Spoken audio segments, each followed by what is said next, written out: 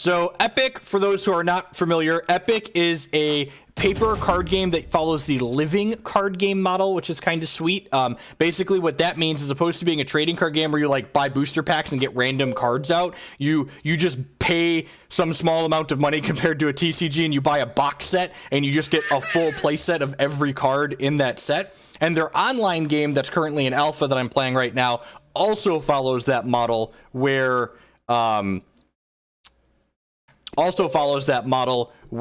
you just get to pay some small amount of money, then have play sets of every card in the set, and then you can play as much constructed and as much limited as you want with those cards. And the limited in this game, because you're buying a box set as opposed to opening booster packs, is done through a method that's very similar to basically cube drafting. So the resource system in this game is kind of unique. You can see here all of my cards in my hand. The cost is in the upper right hand corner. All the cards in this game either cost 1 or 0 resources, and on each turn cycle, so on my opponent's turn here, I get 1 gold coin with which to play a 1 cost card. So I'm gonna go ahead and play.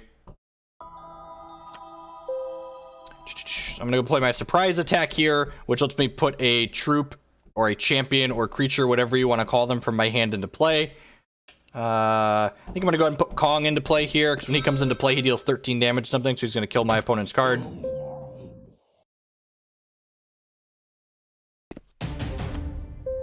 I didn't crap. I tried to have a discussion with that person, and they just kept repeating the same thing over and over again. It's okay to have an opinion that's different than mine. It's okay to have a personal preference while playing a card game. Like, personal preferences are great. It's not okay to continue just repeating the same thing over and over again in my chat, effectively like white noise. That's what's not okay. So I played this 3-2 with Flight, that when it comes into play, it flips over the top 5 cards in my deck, and it lets me put one of the champions from among them into play. And when this guy comes into play, he has a mechanic called Loyalty. So in Epic, there are 4 different what they call factions. And even though there aren't colored resources in this game, you're encouraged to play cards within certain factions through this loyalty mechanic. So when this comes into play, if I can reveal 2 other blue or sage cards from my hand, I get to draw a card.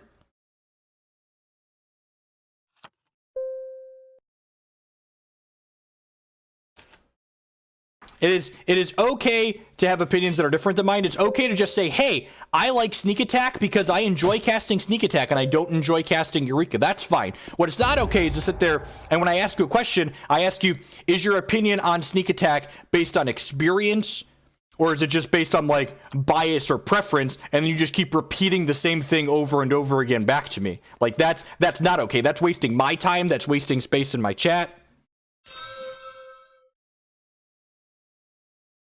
So the coin resource thing replenishes every single turn. So ideally, a lot of the time, if your opponents played a 1 resource card, you also want to play a 1 resource card on their turn.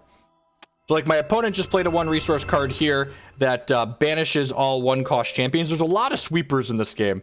And so like my opponent spent their coin for this turn, and I have a 1-point coin. So I'm going to go ahead and play my Pyromancer. This is a champion with Ambush, which means I can play it on my opponent's turns. The champions that have Ambush in this game are usually pretty...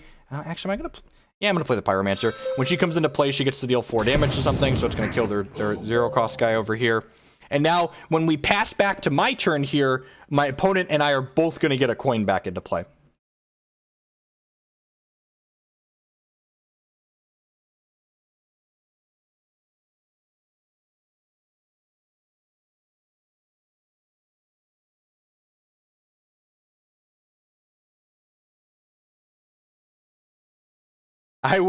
I'll mute the Epic audio so you don't have to hear the beep.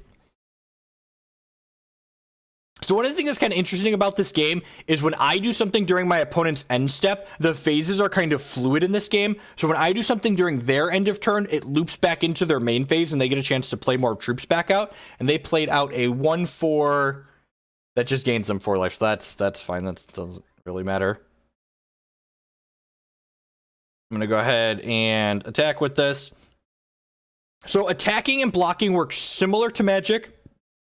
with a couple of small differences. The major difference is that you attack with your units one at a time in this game. So basically, I attack with this, and then if I had another unit to put into play, I would then attack with that one separately. Yes, basically, who's ever... Well, kind of. Like, if my opponent says, hey, I'm done with my turn, and they pass priority to me, if I don't do anything, then it goes back to my turn. So there's a lot of sweepers in this game, so even though my opponent spent their coin for the turn, I don't really want to commit another one cost thing to the board. So I think I'm just going to go ahead and play this Lessons Learned as a draw 2. Just kind of gas up. I did not ever play Versus System. That stopped being a thing right before... Yep, yeah, not a problem. And if you have any questions, feel free to ask. I'm new-ish to this game. I've actually never played Epic in paper, but I kickstarted the digital because a lot of Magic players that I knew had good things to say about it. And since the alpha went live, I've been enjoying playing it a lot. It's kind of nice to have this runs on my phone too, which is great. They have a mobile app. It's nice to have a card game that I can play on my phone that doesn't want to eat all of my dollar bills. The resources are not cumulative, so that means, so if I don't use my coin, I don't get 2 on my opponent's next turn.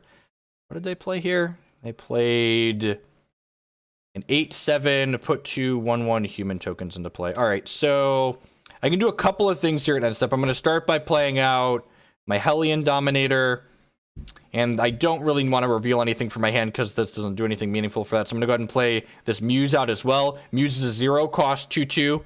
With Airborne and Ambush at the start of my turn, it lets me draw an extra card. So I'm just going to go ahead and pass to my turn. And again, because I'm trying to pass to my turn, now my opponent gets a chance to do things. And they put a 0/1 into play that gets to deal 2 damage or something. So they're going to kill my Muse before we come back to my turn. So even though you can do things on your opponent's turn in this game, the priority system works differently than you're used to in Magic, where there isn't a full priority system where you can respond to things that your opponent is doing necessarily.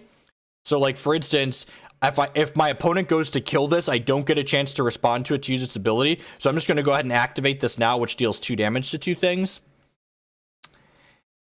And I think I'm just going to pass the turn here. Oh, I guess I could have done this. Yeah, that was a punt. So this card can have Blitz if I give it the loyalty mechanic, and it turns a champion into a wolf. So I could have turned their 8/7 into a wolf and then killed it with this. It's more like batches. Yeah, basically when it's a player's turn to do something, they get to do a whole bunch of stuff until they're done doing things, and then once they're done making plays, then the opponent gets a chance to do things regardless of whose turn it is.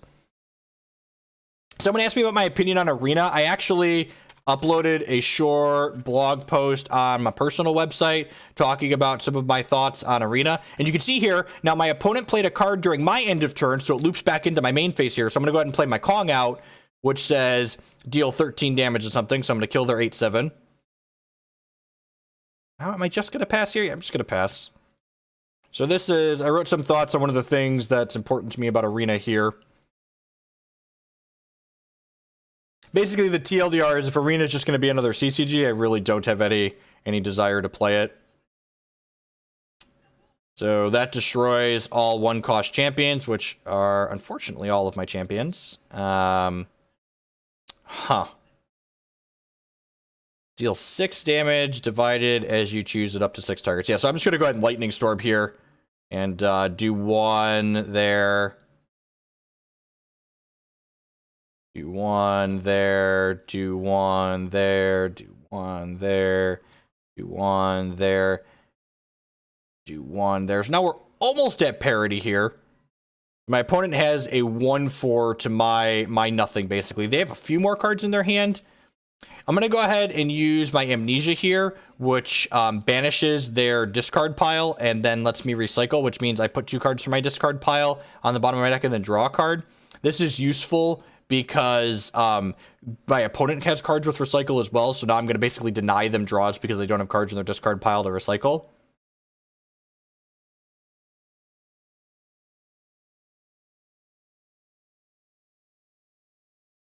We played a league. We went, what happened to Omni Show? Oh, Dig Through Time got banned. Just traditional Omni Show, Dig Through Time got banned.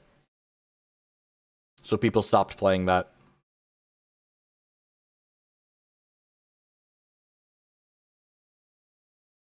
I think I'm just gonna pass here.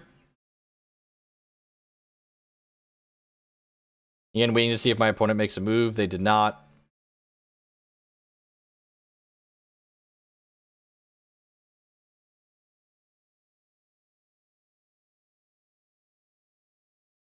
It was very, very good. You're not wrong. I'm gonna go ahead and play this out, and if I reveal 2 cards from my hand, I get to gain control of their thing, so it's no longer going to be attacking. Save myself some hit points. You get 1 coin per turn. So like it's not, if I use my coin on my turn, it comes back on my opponent's turn.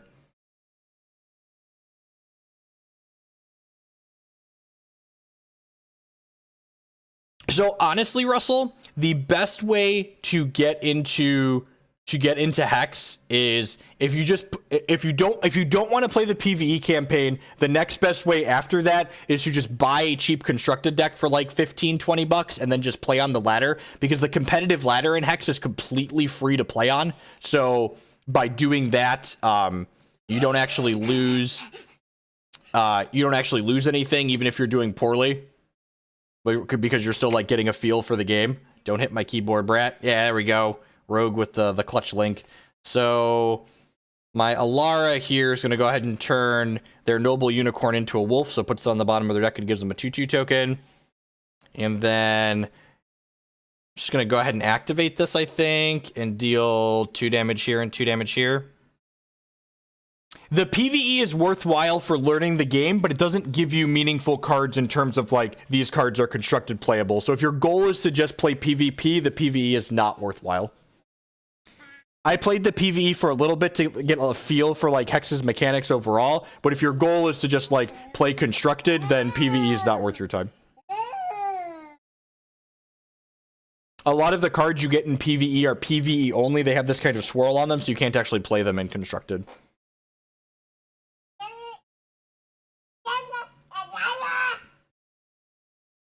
Just take 5 here. So we're a little bit ahead on board.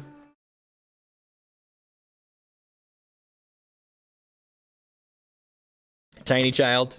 Oh, did you hit your head being a brat? I'm being attacked by a tiny troll under my desk. A little baby Yeti.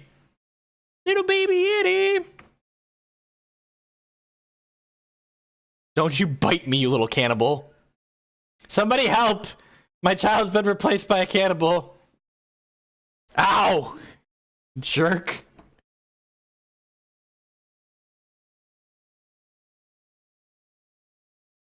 So this gives all their champions righteousness, which basically means they have life drain. And this guy comes into play.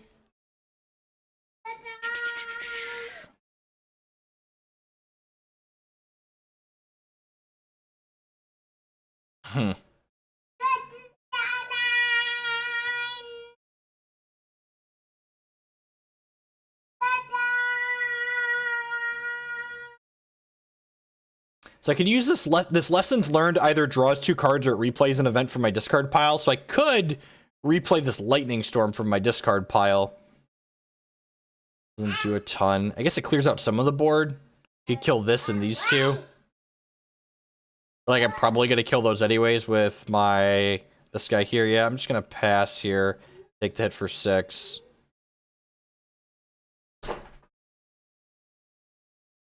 I guess I could have arcane researched there to try and find something. I'm gonna draw a couple cards here, see what we get. Drakefire is pretty good. Oh, that's really good, actually. Whoa, that's insane, actually. So, if I play this on my opponent's turn, that's a 2 attack. Yep, that's fine. If I play this on my opponent's turn, it deals 5 damage to everybody. If I play it on my turn, it just deals 5 damage to their side of the board. This is going to go ahead and basically wrath my opponent here. Go ahead and do that. Oh, and it draws a card, because why not? Oh, I missequenced here. I could have turned this into a wolf. That was a punt. So I could have turned this into a wolf with my Lithomancer. I didn't realize this had 8. That's a pretty big mistake. It's a pretty big mistake.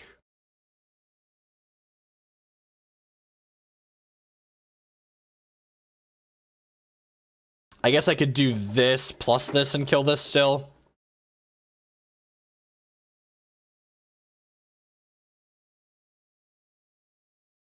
This is probably what's going to happen here. Yeah, I'm just going to do that now, actually. Like, now, I have to use this ahead of time when I could have saved it, basically. Possibly kill something else. Or just attack with it for 8.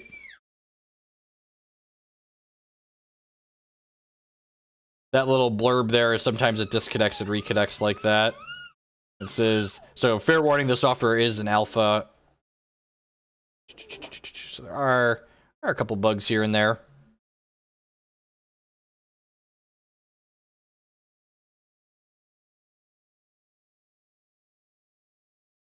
So I got rid of their discard pile, and then surprise attack's really good. Surprise attack lets me draw a card and then put a champion from my hand into play. That lets me play Kong out on their turn, even though he doesn't have ambush. And Kong's a big boy. I feel like we're ahead here, but at the same time, my opponent could just play a sweeper like that, and then we get a little bit behind. I'm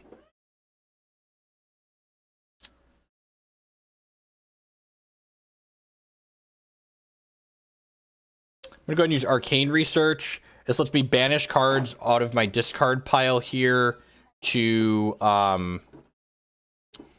for every card I banish, I get to look at the top X number of cards in my deck and then grab a card out of them. So I'm going to grab the Pyromancer here just so I can get some pressure onto the table. Just kind of want to be aggressive since they already used their 1 coin for the turn. Then I can go ahead and play my Muse out as well, and if I get to ready with this, I'll get to draw an extra card.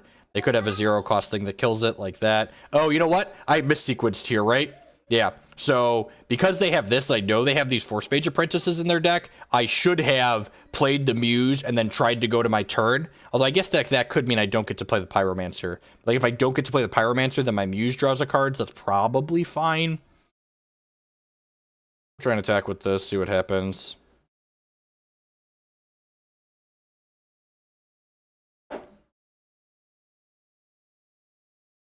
And I'm going to go ahead and put Juggernaut into play here, which I can reveal these two to draw a card. And this has Blitz and Breakthrough. And on my turn, it is unbreakable. So basically, they can't kill this thing while it's my turn.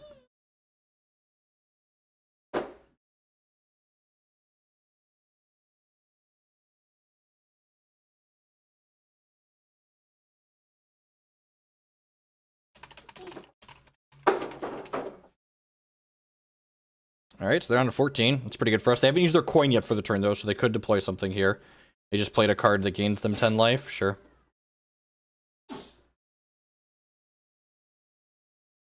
This surprise attack plus Kong should mean I'll be okay. If they have another way, they have like another Force Mage Apprentice, they could kill this potentially.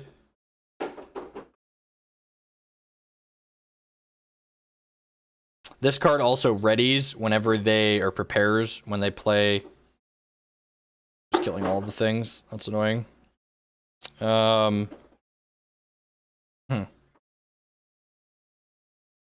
so I really want to add pressure to the table. I don't have anything to play out. Like, so I could surprise attack in the Kong, but Kong deals 13 damage or something, so I kind of want to have it. Awesome, King Fetty. I'm glad you enjoyed. I also created an Epic channel in the subs Discord, so you are in there. Feel free to drop on into that. Okay, and sweet. So, like, now my opponent has played a card out here, so now I can get value off this Kong. So I'm going to go ahead and surprise attack in my Kong here. And Kong's going to go ahead and shoot this nerd when he comes into play. Because, like, I wanted to put Kong into play, but I didn't want to not get value out of it. I didn't want to, like, not kill something with my Kong. And they passed last time, so I'm assuming they can't kill this Muse, which means we're going to get to draw 2 cards next turn, which feels good. Yep. All right. Let's go ahead and get in there, big boy. It's kind of beastly.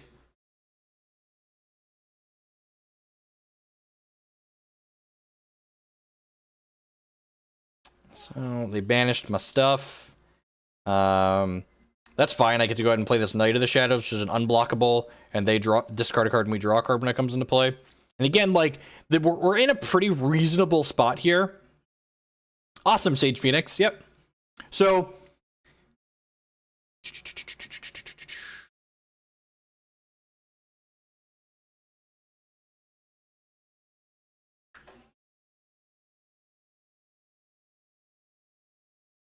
Correct, yeah, and it's like there's third, if you're a Magic and a Hex player, Epic's a third set of terminology because they all use slightly different things. I'm gonna play my Knight of the Shadow here, and because, like, I keep having basically last initiative by having something in play, my opponent keeps having to be responsive to what I'm doing, so we're kind of ahead here. I'm a little bit behind in terms of life totals, so, like, if my opponent has some Blitz troops, they could squeak some damage through and possibly cheese us out, but we're in a pretty good spot here so far.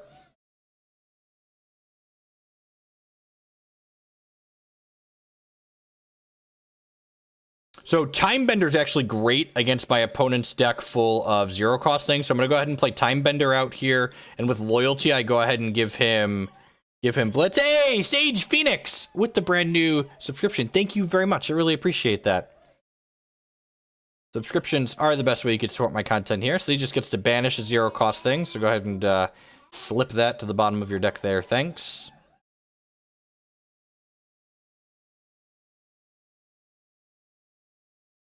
That's a good note for everyone else. If you didn't catch all of my stream, or if you missed, like, the Legacy stream this morning, for instance, you can always catch those on my YouTube channel. I archive all of them on there.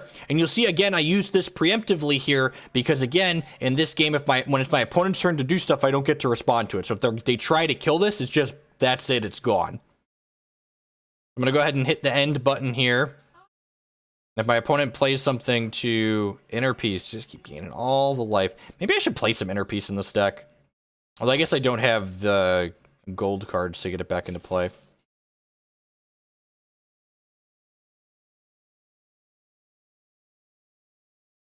Do I want to commit something else to the table here? It's kind of a tough question, right? Because, like, I'm ahead on board, so I kind of don't want to do anything. I guess I could just erase this. Yeah, I'm going to actually just erase this, which returns it to their hand, and since that's the token, it just goes away, and it lets me draw some cards. It's the old casual unsummon draw two. I don't want to commit more champions to the board because my opponent could very easily have a sweeper effect and just, like, clean them all away. Sage Phoenix, so for the Discord, because you just subscribed, it takes up to an hour to sync sometimes, but once you have... Yep, so did we just sweep my board? Yep, banish all my dorks. And now again, at the end of turn here, I'm going to go ahead and play my own Lessons Learned, which lets me replay a card from my discard pile. And I'm going to replay my Surprise Attack, which lets me draw a card and then put a unit from my hand into play. And then I'll go ahead and put my Misguide Herald into play, which looks at my top 5. And I'm going to go ahead and grab another Knight of Shadow here. So my opponent has to discard a card and we draw a card. Sorry, so anyway, so the Discord, wait about an hour for it to sync. And then you'll be able, if you link your subscribed Twitch account with your Discord account and your Discord user settings, my subs-only Discord server will pop up automatically for you.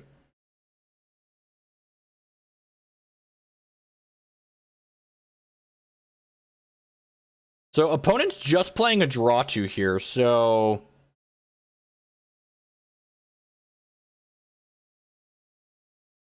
We actually have... Our opponent's playing, like, kind of a controlling deck, it feels like, and we actually just drew a card that's really good at kind of keeping up with their control strategy. So Psionic Assault here says choose a player, and they have to discard 2 cards during my end of turn. So they're going to lose 2 of those cards they've generated as advantage.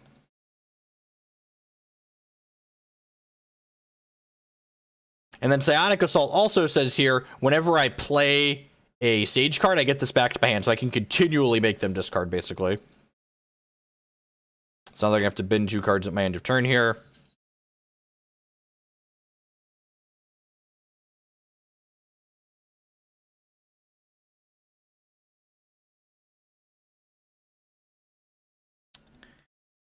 So I could kill this with the Fireball.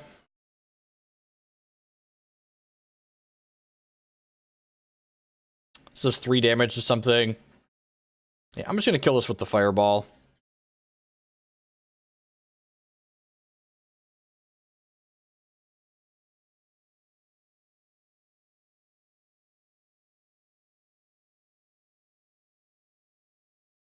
See what my opponent does here.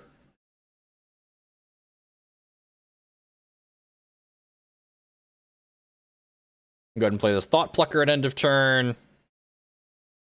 So I get my Psionic Assault back, and they draw a card, and they discard a card, we draw a card. And this card, whenever it hits my opponent, we draw a card and they discard a card.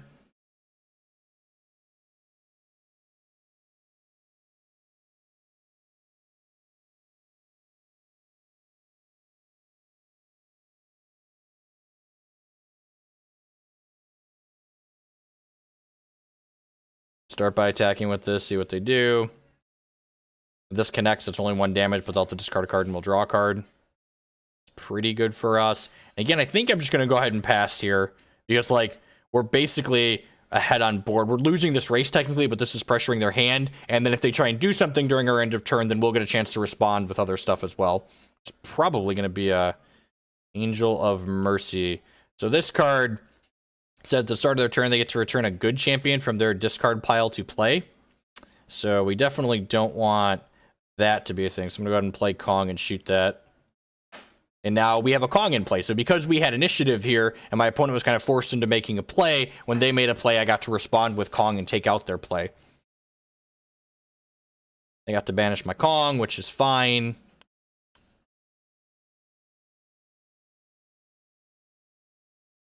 I think I'm just going to play another Psionic Assault here. Just, like, keep pressuring their hand. Like I said, I feel like we're ahead on board here, so there's no reason not to just, like, keep pressuring them. They need to answer this Thought Plucker, which they have a Force Mage Apprentice to do. They're going to have to discard 2 cards here. And they also get to attack here. So because the turn fully loops here, they get to go ahead and attack as well. And they're going to end step, have to discard 2 cards. That's a Juggernaut. So we're at 24, so pressuring them with the Juggernaut doesn't seem particularly exciting.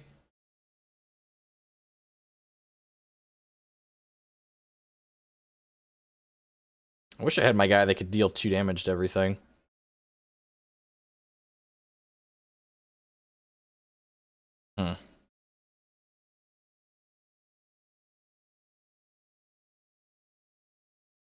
And now we're kind of behind, right? We have more cards in hand than them, but they have presence on board.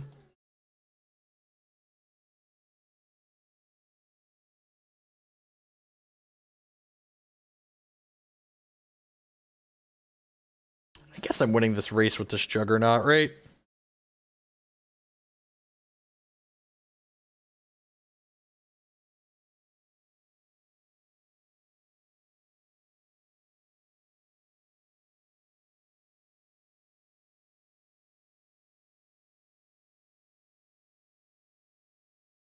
Just played their gain 10.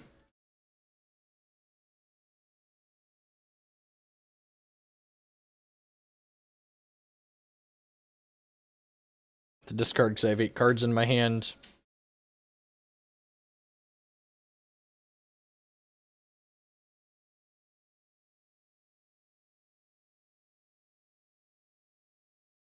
We could just get chipped out by this Force Mage Apprentice, so our deck doesn't really have any way to gain life in it.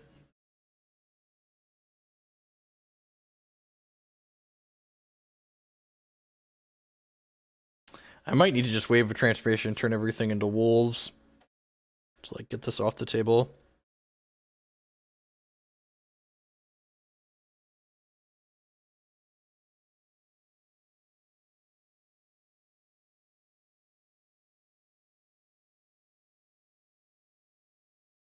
So they're passing here. Yeah, I'm just gonna turn everything into wolf tokens here. All of them.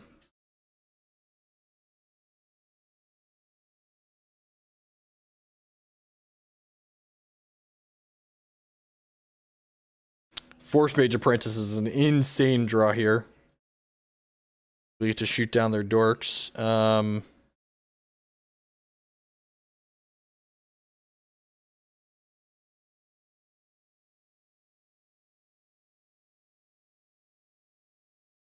don't really love any of the cards in my hand, so I'm just gonna go ahead and Misguide Herald here. Go my top 5. I could Misguide again.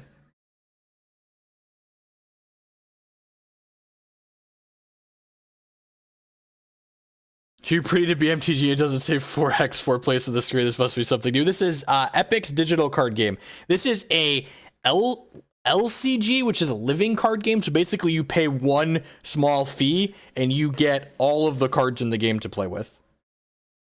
This is currently their digital client that's in alpha. So this is a testing client. So there are some bugs, but I must say I really am a big fan of the living card game model. I think they're expected, so they haven't finalized any of their sales models yet, but I believe their expected pricing is $10 for the base game and $5 for each expansion. You can actually buy into the alpha right now with a $20 purchase. You're going to get you the base set plus the 2 expansions and then some event tickets once the final game releases as a stable client. It already has a mobile client, which I've been enjoying playing. This is actually one of the reasons why I've started playing the game, is because I can play it on my phone. Most of the games I can play on my phone don't hold my interest.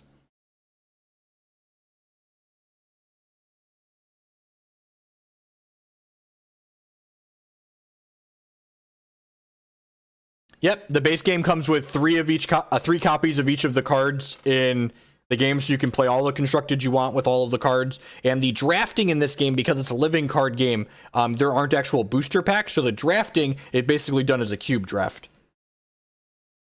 Would you ever play with your system? Definitely, Sage Phoenix. In fact, because this is a closed alpha, the queues are kind of slow right now, so there's an official Epic Discord, as well as the Epic Card Game channel in our Discord. So when I'm streaming, or even when I'm not streaming, if you just want to like play some games, definitely send me duel challenges. Something I could show here is if I click here, exit doesn't actually exit me out of the game. You can see I actually have another challenge waiting for Atlanta here. Even though this client's in alpha, it supports double and multi-queuing, so you can be playing as many games as you want at one time. All right, so my opponent banished all the 1-cost champions. It's a little annoying. They passed for the turn. I'm going to go ahead and arcane research here. Try and find... try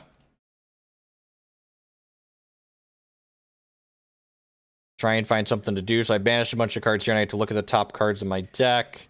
Another Force Mage Apprentice is actually pretty good here, because it's going to let me mow down all of their stuff, and it's a free card. So yeah, I'm going to go ahead and grab this Force Mage Apprentice. And then I'm going to go ahead and play this Thought Plucker at end of turn here, which prepares this Force Mage, and then they discard a card and we draw a card. They are going to have tournaments online. Yep, they're going to have league structure tournaments, I believe, is the plan. And eventually, so their paper tournament has, they have a Worlds for their paper tournament every year. And eventually, once this client is mature and stable, you'll be able to qualify for their Worlds tournament by playing their online client.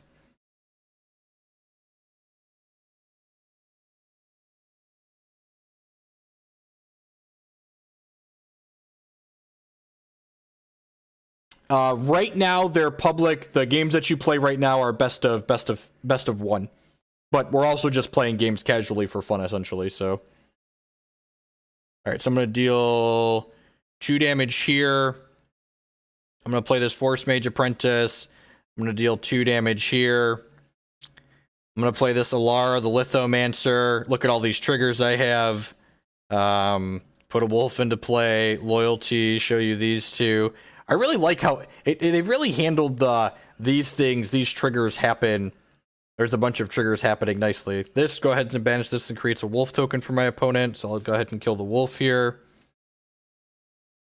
Yeah, this is, and my opponent's playing a control deck too. So like my opponent's generating a longer game with the archetype of the deck that they're playing too. We'll go ahead and try and attack with this Thought Plucker. And again, you want to kind of use all your activations of things when you have priority, because if my opponent has something to kill my things, I'm not going to get a chance to respond. This has been a 30-minute game 1 here.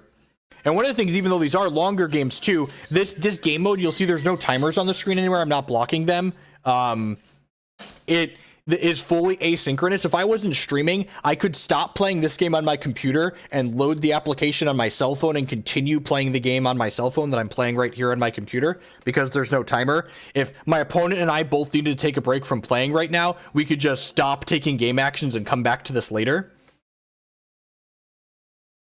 I heard people talk about async drafts, but never heard of that. There's somewhere I can read up on how they work. Asynchronous just means you're not drafting in real time. So basically, Eternal has a good asynchronous draft system.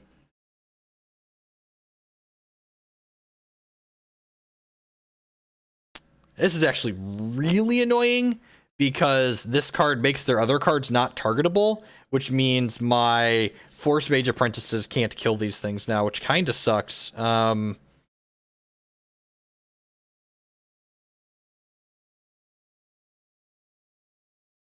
We could get burned out here.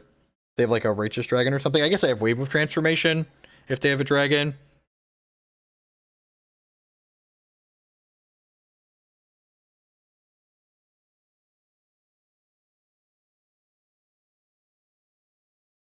Game looks similar speed to Yu-Gi-Oh! Before it was Degenerate Chaos Cancer. I hope the dev team as well looks amusing and fast paced.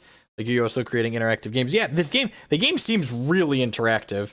So this is lethal because they're able to lift it off, and I can't just play a thing and shoot down their thing. So I think I have to Wave of Transformation here and turn everything into wolves. So everything goes away, and we all get wolf tokens for how many things we had.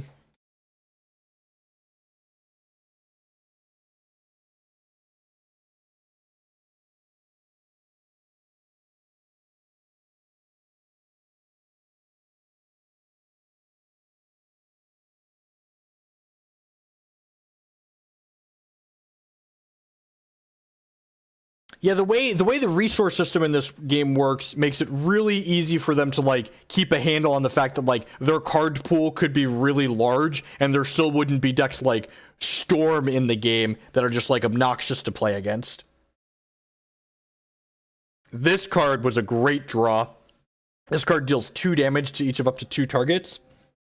And again, I think I'm just going to go ahead and pass the turn here because, like, we both have 6 things in play. Only 2 of my things are bigger than their things. They're just going to pass to their turn. So, like, if they want to attack and start trading things off on this board, I think I'm okay with that.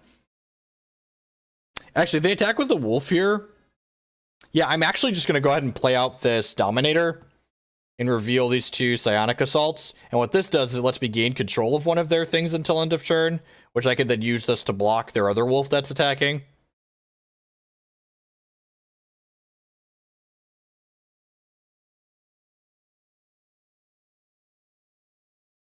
So block your wolf with your wolf. I'll trade off. We'll see if they have a sweeper effect or a way. If they don't have a way to kill this, this is going to mow down all of their dorks here. And we're going to be in a pretty good spot.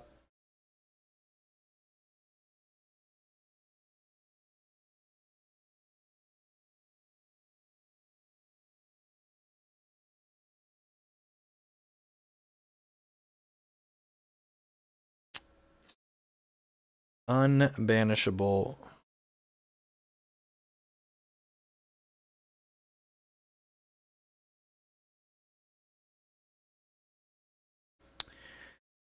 Yeah.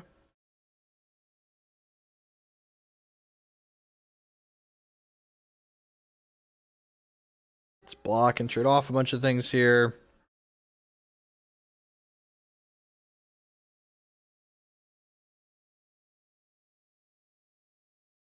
I don't actually know how multiple combat works here. Oh, I think they can use these to deal both damage to this, I think. These 2 both deal damage to the same wolf. Yeah, that is how that works. Okay. I'm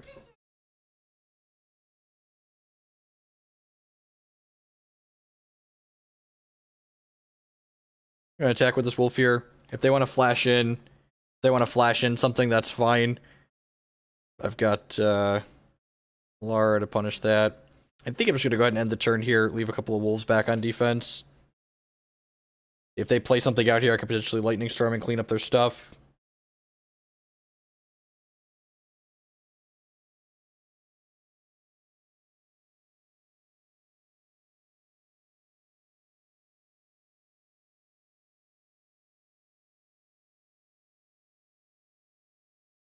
This is bad. I should have just done this on my turn.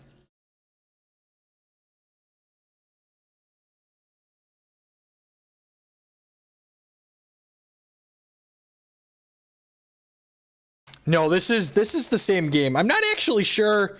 And I'm still new to this game, but like my opponent's playing like this controlling deck that gains a bunch of life here, and neither of us are really running out of cards, so I'm not actually sure how long this game is. This we might just play one game for an hour. We've both been trading resources back and forth here for a long time.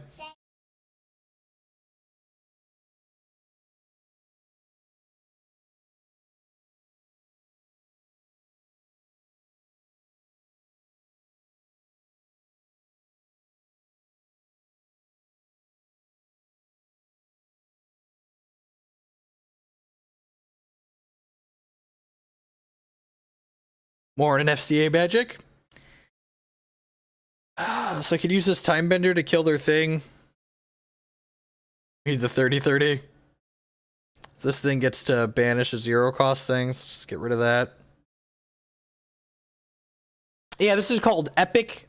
Epic card game. It is a living card game that has a paper counterpart, and this is their digital client here.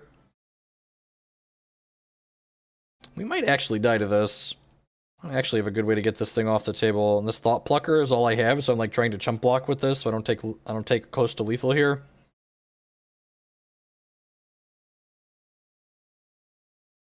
And like chump blocking with this doesn't seem particularly good for us. We've mostly run out of gas at this point.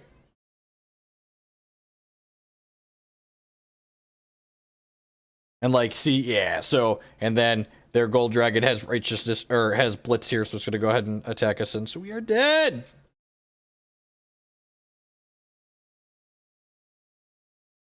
Yeah, the frame on them is kind of similar to that. So the resource system is each player has one coin that they get to use every single turn. I'm gonna try this tokens deck. This is a list from Gen Con tournament they had at Gen Con last year. Tom, you buy access to it on their website. If you either kickstarted the game, or if you didn't kickstart it, you can pay for, it's $20 to get into the alpha. You played at their Worlds last year, right, Tom? So this hand doesn't have... So how the mulliganing system works in this game is kind of unique too. You get to partial mulligans. You can mulligan any number of cards out of your opening hand, and for every individual card you mulligan, you pay 1 life.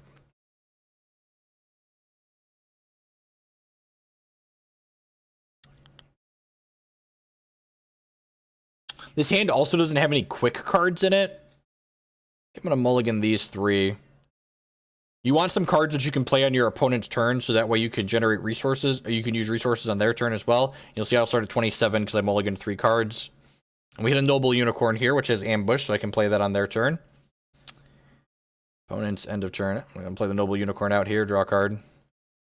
Which again, because I played something, it passes back to their main, so they get a chance to play stuff here. I drew 2 cards and put some humans into play.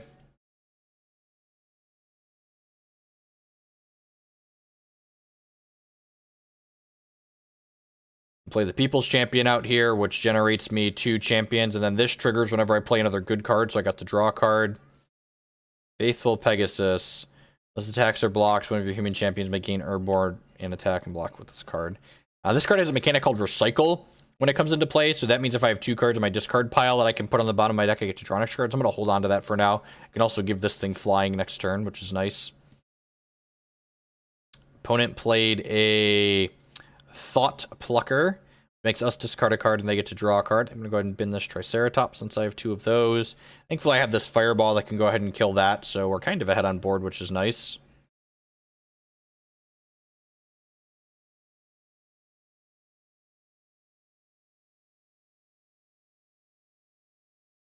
I could play this Lightning Storm and like kill their board, but again, one of the big resources, the big resource that you want to manage in this game is the 1 coin that you get every single turn. So like, if I spend my Lightning Storm killing the cards that my opponent has in play, that kind of gives my opponent this green light to like play out a big play, because I'm not going to have a counter to that big play this turn.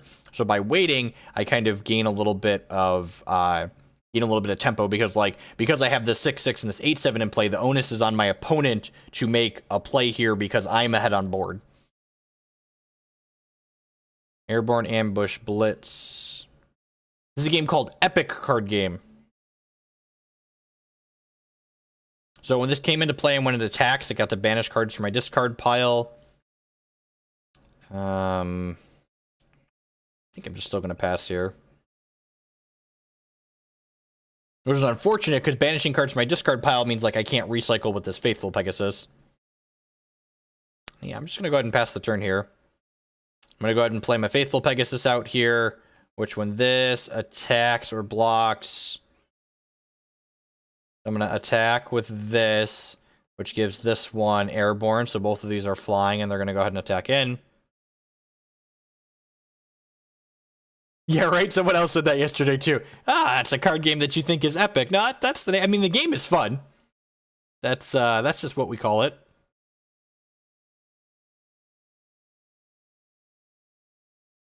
All right, and again, I feel like I'm ahead on board here, so I really don't want to make a play. So I'm just going to go ahead and pass the turn to my opponent, because if they make a play and use their one resource point on my turn here, I'm going to get a chance to start doing more stuff. And because I'm winning this race right now, yeah, I'm just going to... Yeah, you do your thing. I'll take 3 from this. Like, my opponent needs to do something because I'm ahead on board.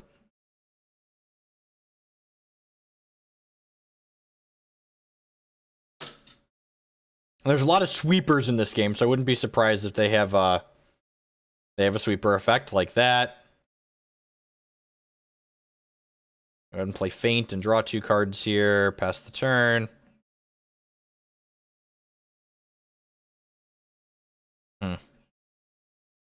Now they have a dragon in play. I guess I could play a dragon of my own. If I play a 1-cost good card before I play this, I can recycle and then draw an extra card. So that seems kind of appealing. We're going to play the Noble Unicorn to draw a card. And Sneak Attack's actually a good draw here.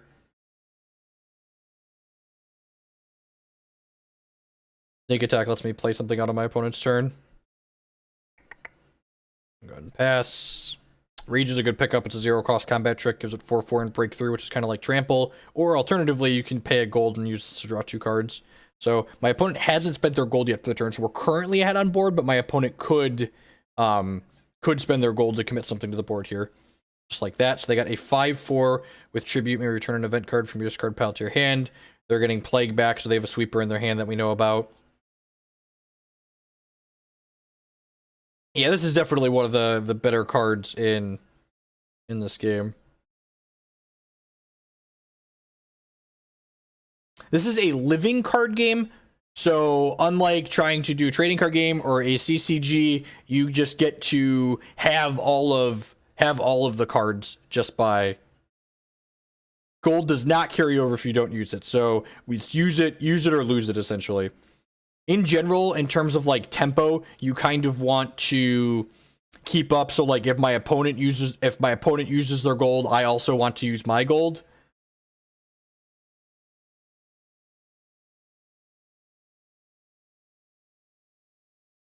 They banished all the things.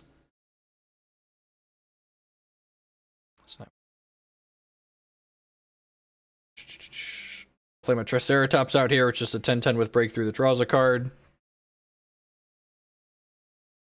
They do not exist. All of the cards in the game either cost 1 gold or they cost 0 gold.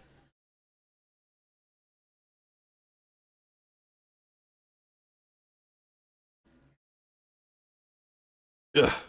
I don't have a way to kill this Muse. Which means they get to draw 2 cards a turn.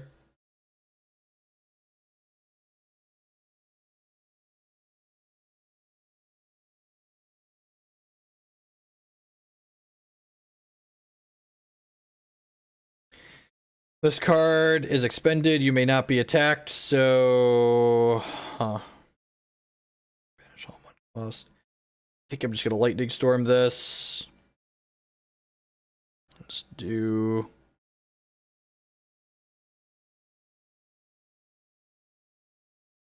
Oh, no! Oh, no. So I think they don't have the Lightning Storm. This thing makes their other things untargetable. That's annoying. Huh. So this makes their other cards untargetable. Ugh, that's gross. Well, I guess we're taking 6.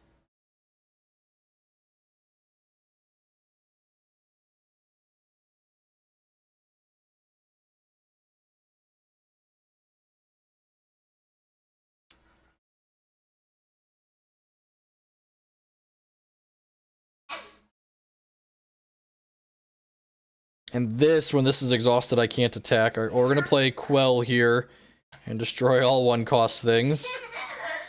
Otherwise, that thing in the air is going to gobble us up. Let's play the White Dragon out here, which lets me recycle 2 things. Cycle this, recycle this. I get to draw a card.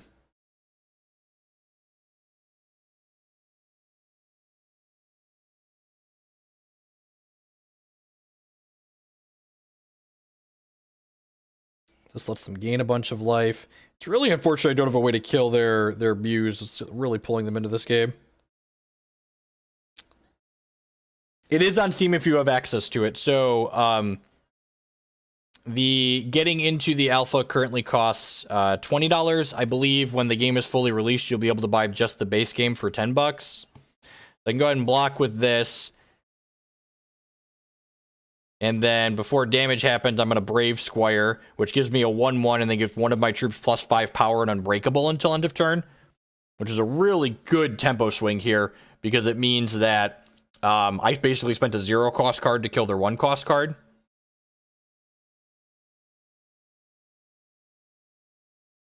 What's this do? Target champion gains untargetable and unbreakable this turn.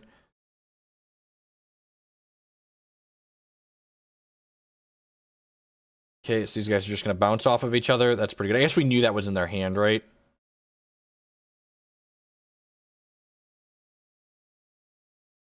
I think I need to just kill this Muse here. Deal the leftover 4 to them. It's not exciting, but taking their Muse off the table is pretty important because it's letting them draw extra cards.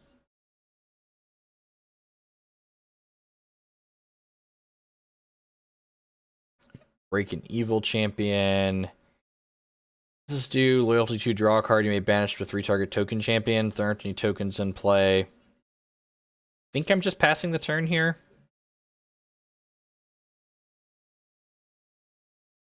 Just gonna try and end, because between this Angel of Light and the Rage and the Brave Squire and my Dragon, I can actually kill both of the things my opponent has in play right now.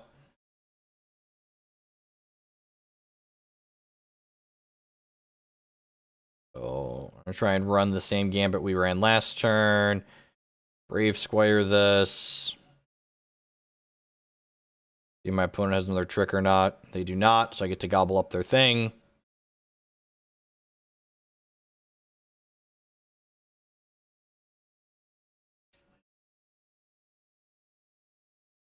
See if they attack with this round. I assume they're going to. Then I get to go ahead and put this Angel of Light into play since it is ambush. And loyalty to gain an extra 5 life, and then it always gains me 5 life, so we'll gain 10 here. And go ahead and throw this 5/6 in front of their 3/2.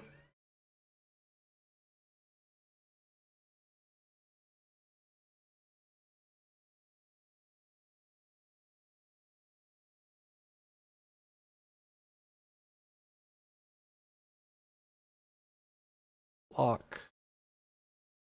Because I gained 10 here, I don't mind just taking a crack for 5 from this. Okay, they had another Angelic Protector. That's weird that they chose to not save the other one.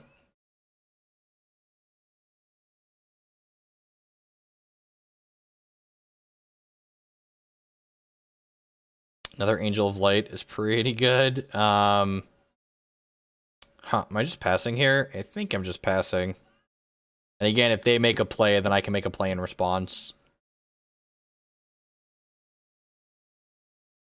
This Rage should be pretty good. Oh, I can zoom in. Look at that. The mouse wheel zooms.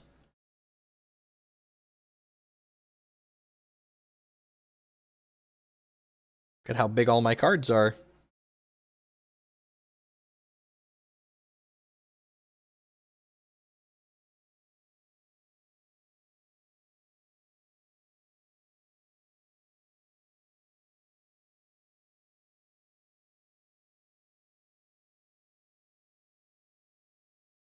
Double block here.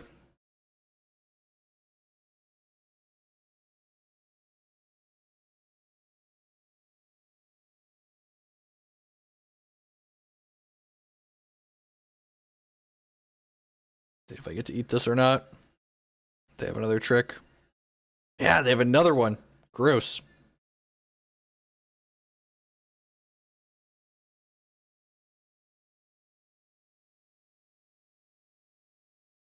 I'll probably attack with this one. And then my white dragon plus rage is going to get to...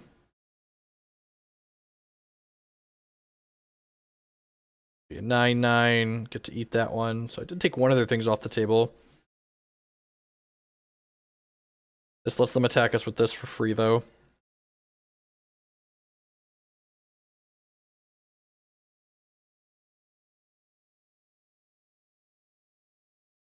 Urgent Messenger is a good pickup. It lets us draw 2 cards. We're both kind of running on E here. I'm going to start by attacking with this and see what they do. If they block here, I can Lightning Storm and deal 4 and 2 and kill these 2 things, which is good.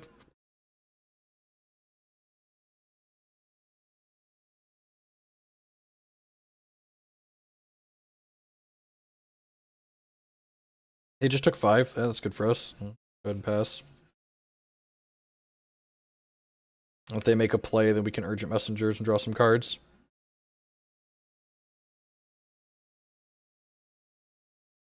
So Sage Phoenix, if you look on, I think it's dex.epiccardgame.com, you have to scroll down a little bit to the 2016 list because the digital client doesn't have the third set yet, Uprising cards. But if you look for deck lists that just have Tyrants and stuff on there, like this deck that I'm playing right now, I just copied from a Gen Con event from last year.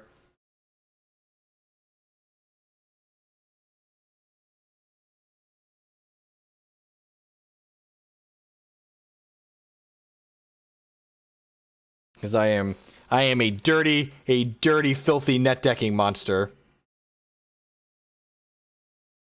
A dirty, filthy net decking monster.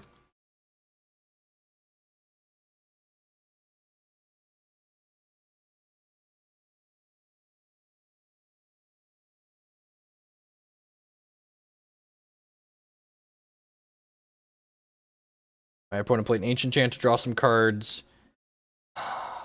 Yeah, I'm actually just going to play this White Knight out. And then I can go ahead and attack with it. Nope. No evil targets. Oh, wait, I could break this? Huh. Do I want to break that or do I want to attack? I think I just want to attack, actually, and just, like, pressure their life total here.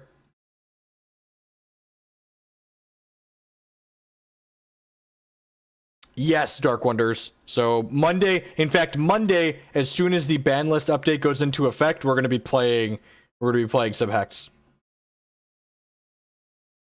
So as soon as the ban list update goes into effect on Monday, we'll be playing Subhex.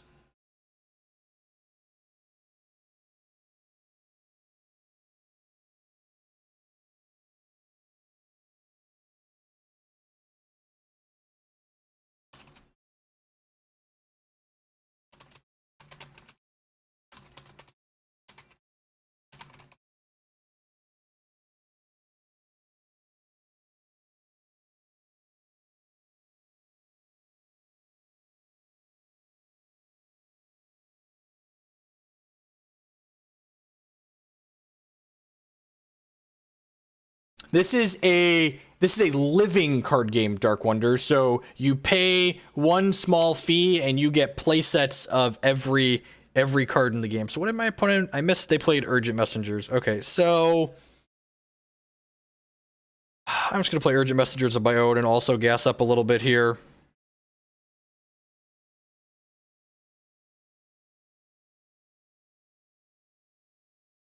Probably just gonna attack with my 9/9 next turn. I'd like, if they double block here, I could like trade my 9/9 for like their... Sure, you have another 3/2.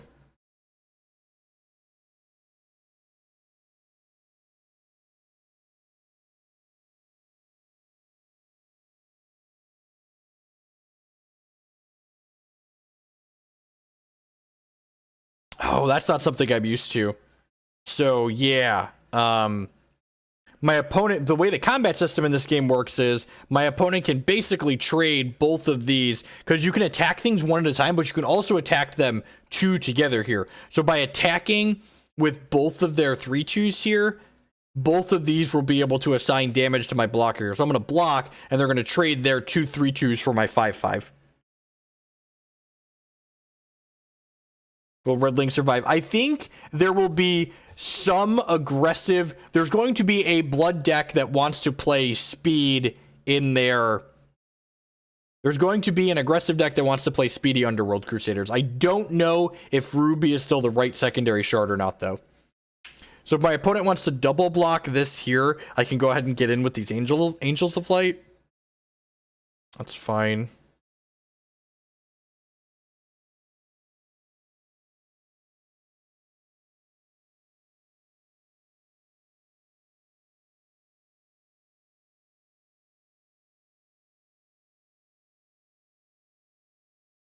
They're just jump blocking, so that's fine. And I think, again, I'm just going to go ahead and pass the turn here. If they want to play something, then we can make a play.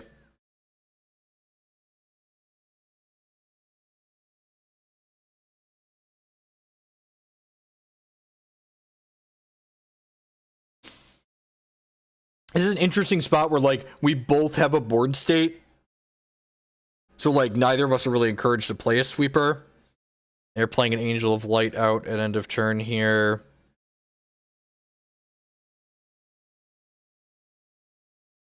I'm just going to go ahead and put a 10-10 into play here.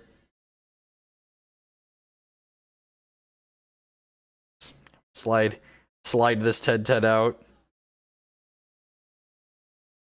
To banish up to 3 target tokens, so get rid of their token and then pass the turn to them. Brave Squire is a good draw. It's a solid combat trip that's going to let some of my cards trade into theirs when they're not expecting it. So they're attacking with both of these. So this Brave Squire is about to be really good, right? I guess I could just double block here.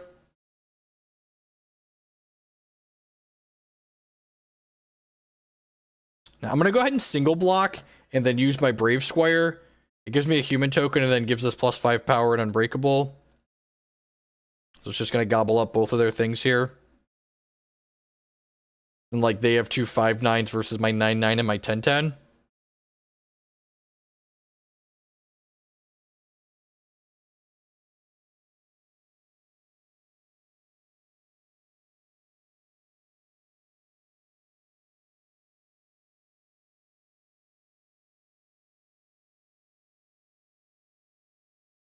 So they just played a card to let them draw 2 cards. And again, because they've...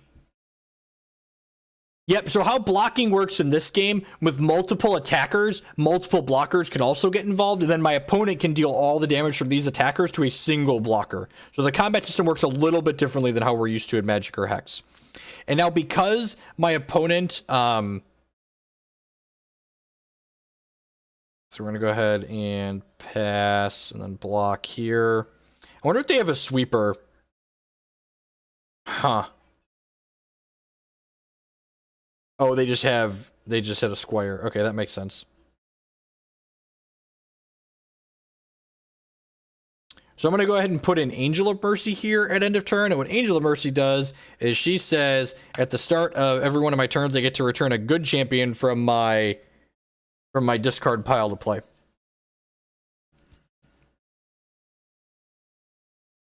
So I would like to bring back...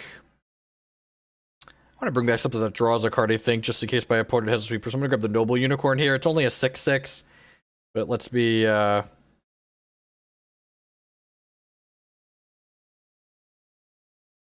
lets me draw a card. Might even draw me multiple cards because it draws a card whenever I play a good card.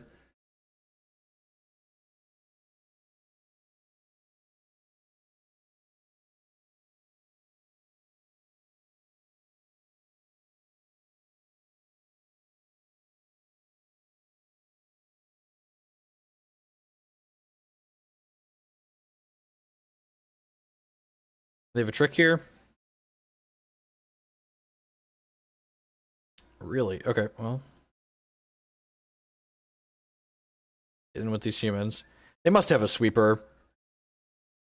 And that's them having a sweeper is a reason why I got a unicorn back that drew a card.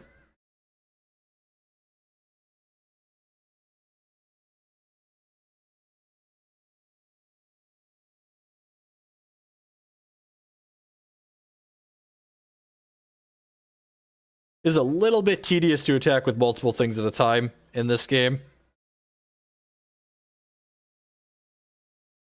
Little disconnect, reconnect alpha action there.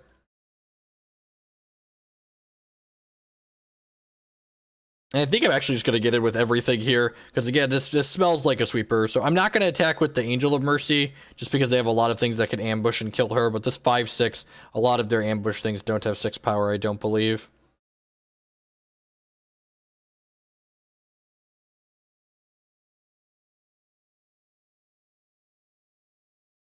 They played out a 5/5, which lets them get an event card from their discard pile back there, and so I assume this is going to grab a sweeper here.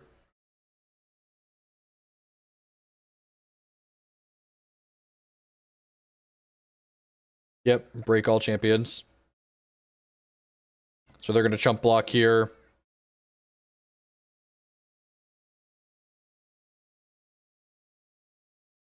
Yep, power and toughness works the same way as you would expect it from Magic. And then I'm just going to go ahead and play this to draw 2 cards here, since I know that everything's swapped away. Oh yeah, and it draws me a bonus card because of my unicorn.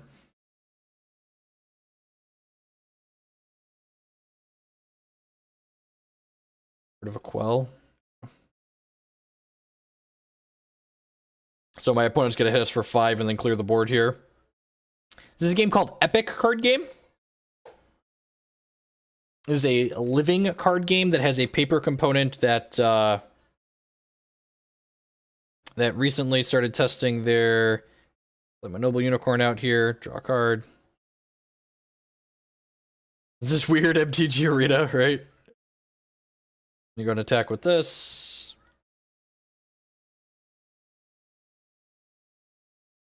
Oh no, they have a unicorn of their own. That's fine. My rage is going to let me cut through this.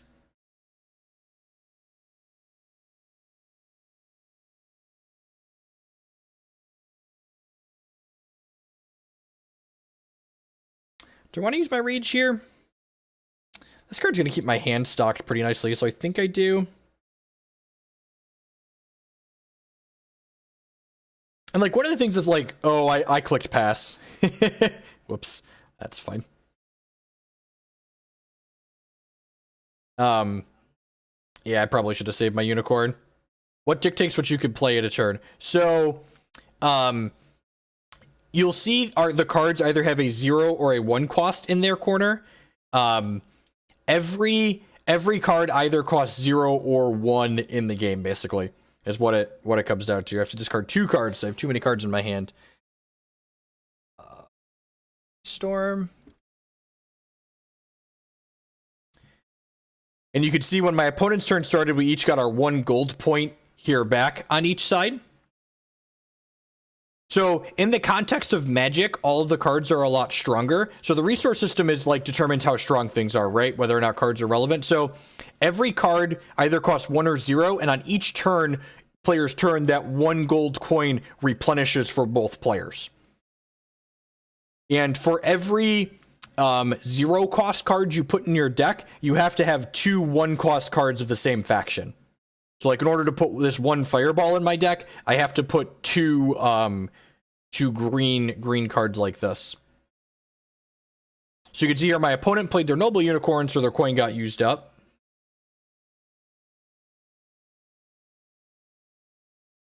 And then it's showing me cards out of their hand because they used Tribute on here to gain some life. Or Loyalty on here to gain some life. I'm going to go ahead and play...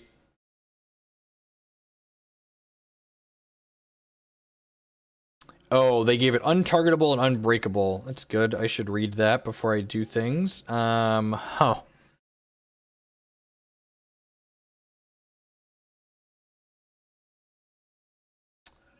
think I'm just going to use this rage to draw 2 cards.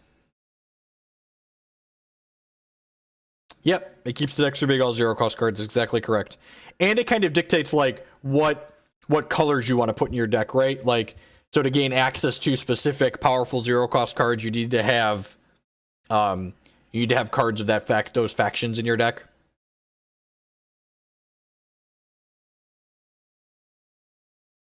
I'm gonna go ahead and play my Palace Guard out here, which banishes something when it comes into play. So shoot your thing. And then I'll end my turn here. I've got 1, 2, 3, 4, 5. Got 9 cards in my hand, so I'm going to discard a couple here. Yep, so you see in the corner of each player's portrait, there's either a 1 gold coin or not. That represents you've used your coin for the turn that you have to play your cards that cost 1. So I've used my coin for the turn because I played a Palace Guard, but my opponent has not used their coin yet for this turn, so they could still do so.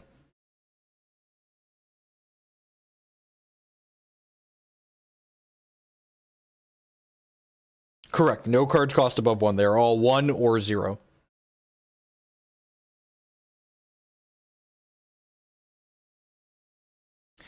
The only way they could ever make things ever cost more than 1, there's probably theoretical design space in a set eventually where it says, like, play this card for 1, your coin doesn't replenish next turn, or something like that, where it, like, carries over, but currently there are no cards that exist like that. Yeah, it is really neat design. And the way the response system works is you're able to still play cards on your opponent's turns, but you can't directly interrupt your opponent's cards, so things that, like, are sweepers and deal damage are very powerful in this game. So I'm gonna have to discard 2 cards. I think I'm definitely binning the inner piece.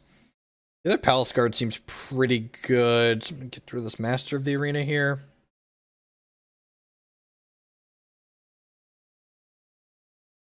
The zero-cost combat tricks seem really, really potentially powerful. Like, do I have one in here still? The Brave Squire. Brave Squire is really good because, like, basically zero-cost cards that allow you to trade for your opponent's 1-cost cards are really strong, is what it comes down to.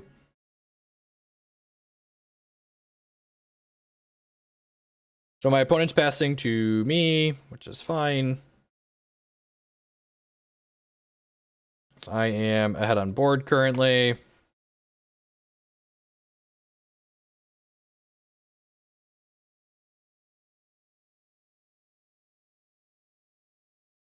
They could have, like, a Brave Squire here.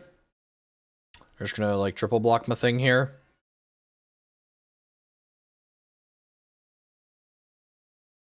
Muse is pretty good as well, I agree. Yeah, the zero-cost cards that generate you advantage are very potent.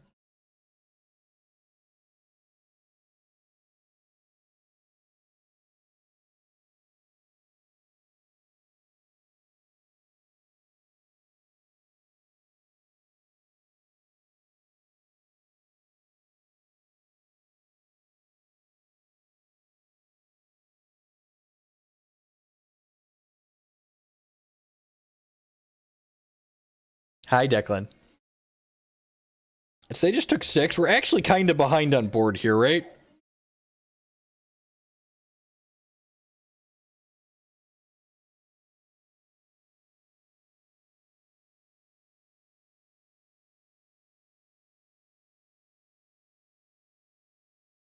I'm going to play this out as a potential blocker and show them Inner Piece and Master of the Arena here. Gains me 10 life as well. Then we're going to have to discard at my end of turn, probably ditch the Inner Piece.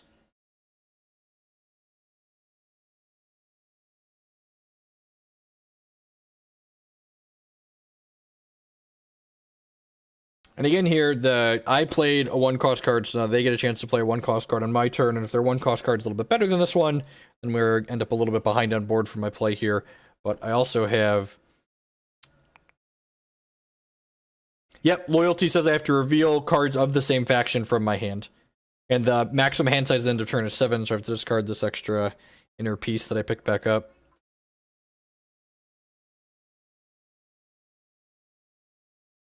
That one's pretty good. So your other champions have Righteousness.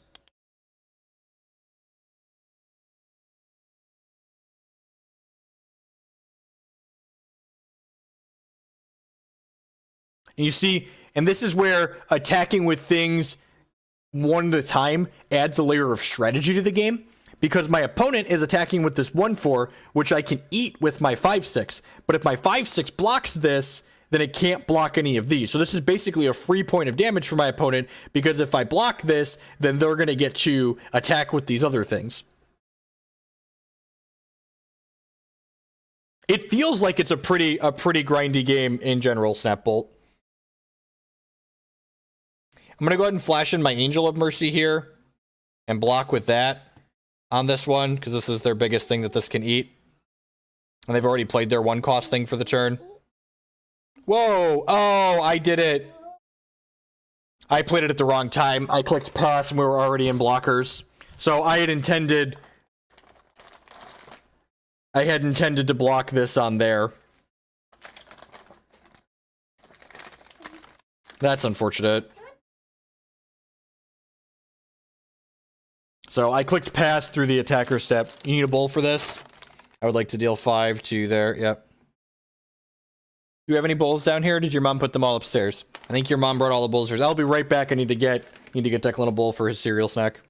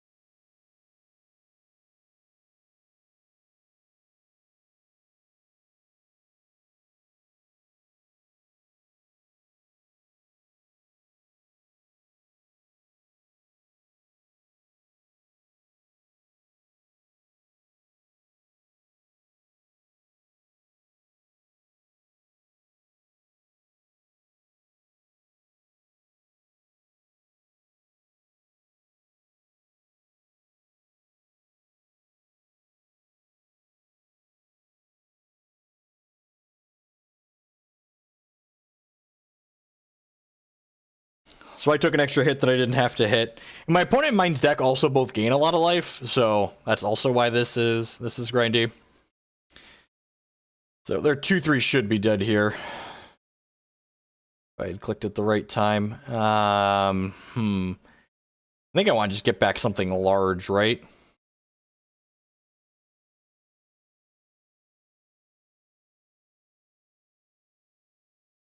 Put this Lord of the Arena into play.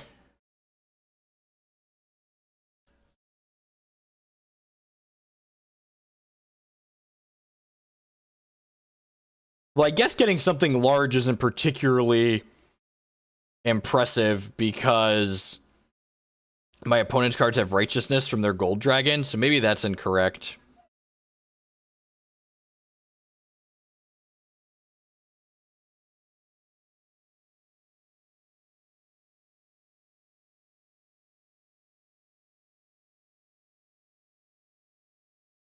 Did I have another Angel of Mercy in my discard pile?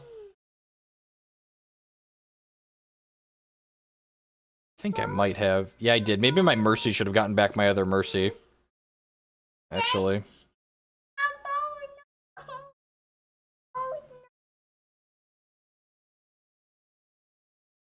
Declan, right there. There's a plate on the couch with cereal on it for you. Dad needs to do the dishes. We're out of clean bowls, so there's a plate. See the plate? He's looking at me like, Dad, why is there a plate? I don't understand.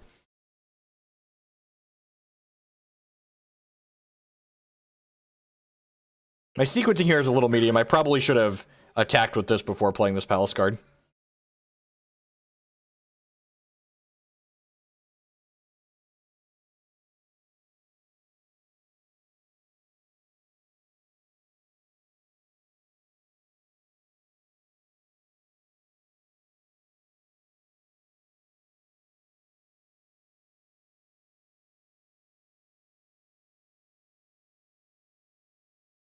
This puts it back into play against Blitz. Break it at the end of turn. Sure. So just like bounce. Oh, pass. This is going to go away.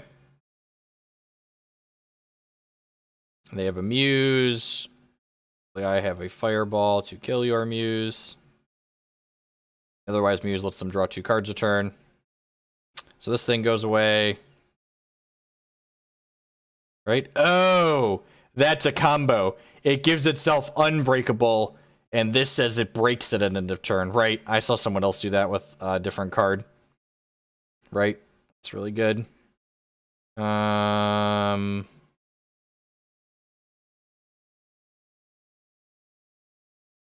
no blocks. Where's my dragon at? Do I have a dragon in here? The life righteousness? I don't know. Could do.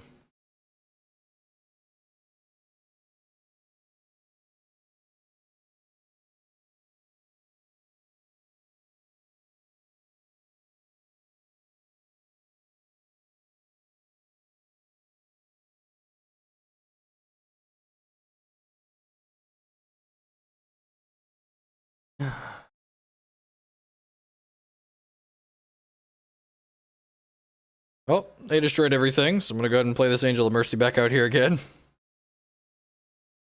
It's my third one.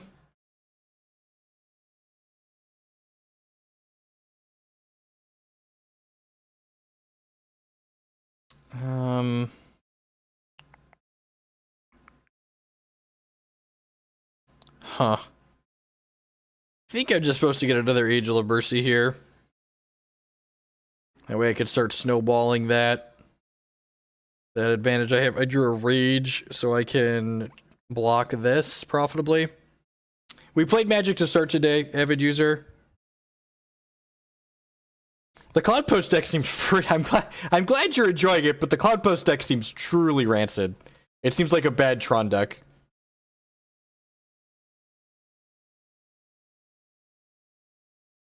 It, like, doesn't improve any of the matchups that are bad for Tron while also being inconsistent. We played some Eureka Tell this morning again on the Legacy side. Actually, just about to publish that video on the YouTube channel.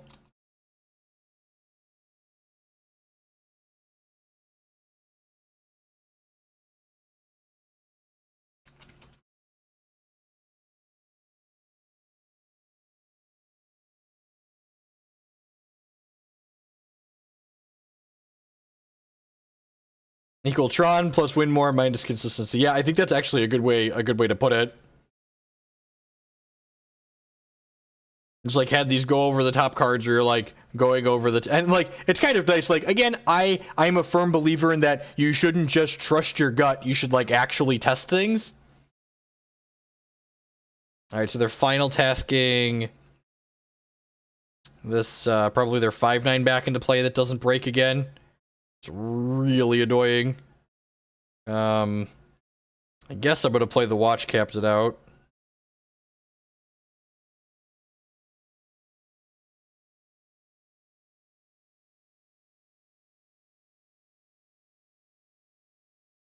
Just gonna pass for now. I mean, turn 3 Karn versus like turn 3 Titan, those are like similar levels of fun to me personally. I agree that like playing tutor toolboxes is amusing a lot of the time.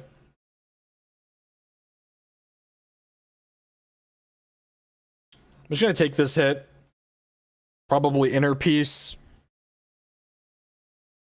If they don't have a sweeper here, they're gonna be in a lot of trouble. Oh. They had... Alright, so sequencing matters. Again, you can't respond... Even though you can play cards on your opponent's turns, you can't respond in this game. So I needed to play my Inner Peace before my opponent hit me with this, because they had to just deal 8 damage card here, so they just burned us out. And again, even though I can play this Inner Peace on my opponent's turn, there's not a priority-based system, so when they play their card, I just die.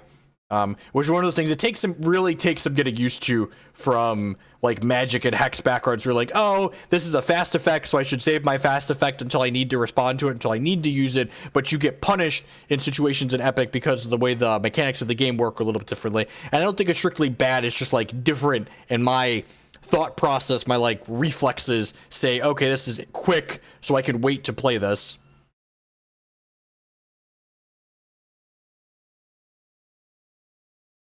I don't really do SC2 or boxing. I think I'm actually going to go ahead and sign off for streaming for the day, Sage Phoenix. If you want to go ahead and send me a challenge, I will definitely play a duel mode with you while I'm off stream.